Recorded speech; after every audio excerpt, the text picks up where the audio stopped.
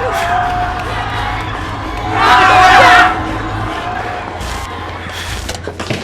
Oh my God, what is this?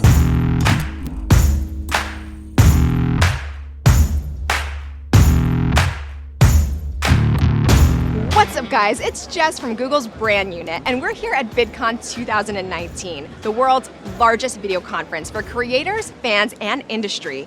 And it's in its 10th anniversary. So, how has the platform changed since then, and what's next? We'll take you through what we learned. New storytelling, deep data, and the evolution of niche, and what it means for you as brands. But I'll shut up now. Oh, shoot!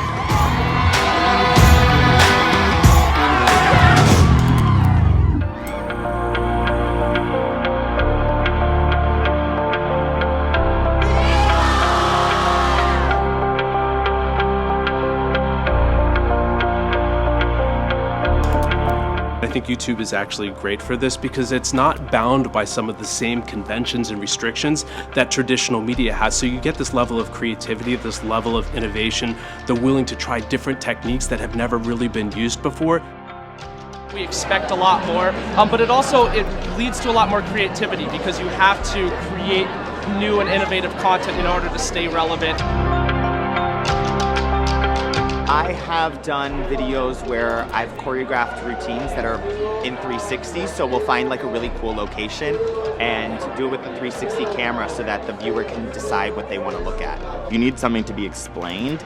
The best way to do it is through animation, and YouTube is a place where animation thrives and is entertaining and is really cool. I've been really fascinated with 180 because you can still sit on the couch and kind of just look around and see something that's happening in front of you, like a conversation. We really like to follow the trends of YouTube and try really hard to like experiment and keep up with them. That's like a fun challenge for ourselves, and that changes a lot.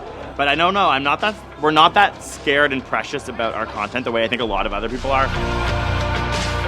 So what does this mean for you? 10 years ago, talking straight to camera was convention, but today, creators are trying new ways to break through by breaking the mold. This means you must experiment. Try new ways of talking to camera, longer formats, maybe even give animation a shot. But if you're feeling uneasy about all this experimentation, don't worry. Data will provide the safety net you might need. That is dirty, dirty data talk.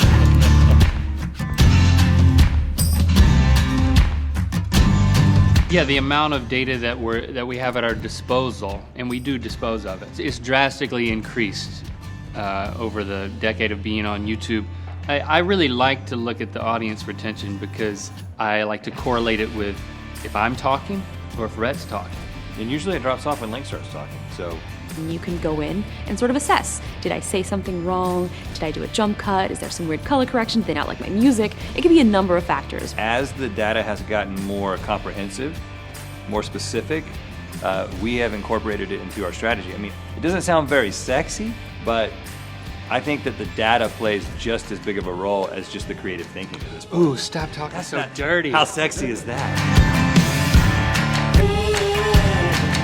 Analytics on YouTube are definitely really helpful. I mean, I do a lot of touring, and so one of the biggest things is figuring out where can we tour and where can we sell the tickets. Well, at Hershey, we're really committed to test and learn and to doing short experiments and seeing what works. It's relatively inexpensive to get content up on YouTube, and so we're experimenting with what works better, and then we'll put more money against the things that are working better, do more content like that content. When I think about data and analytics, for me it mostly comes down to the comments, because for me, seeing the people's reactions, that's what really translates into the most valuable data for me.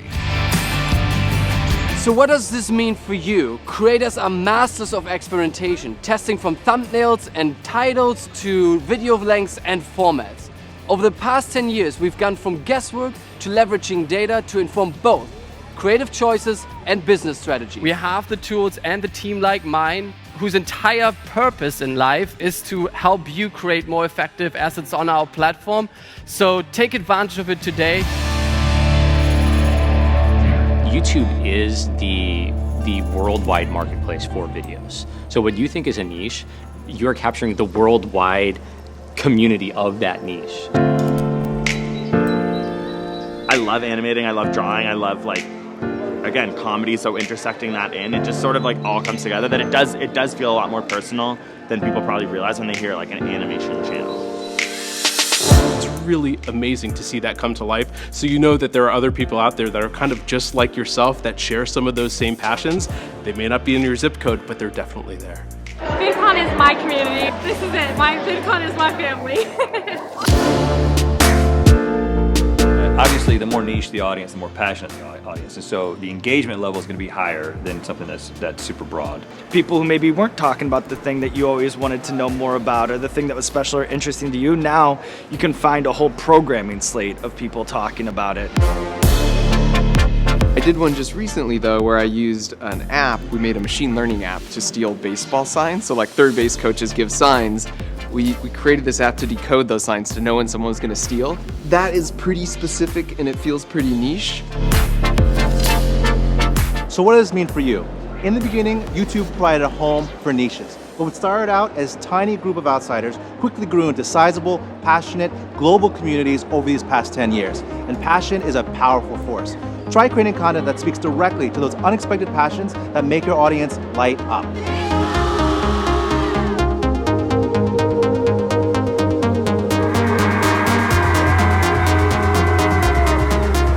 Whew, that was a crazy few days at VidCon 2019.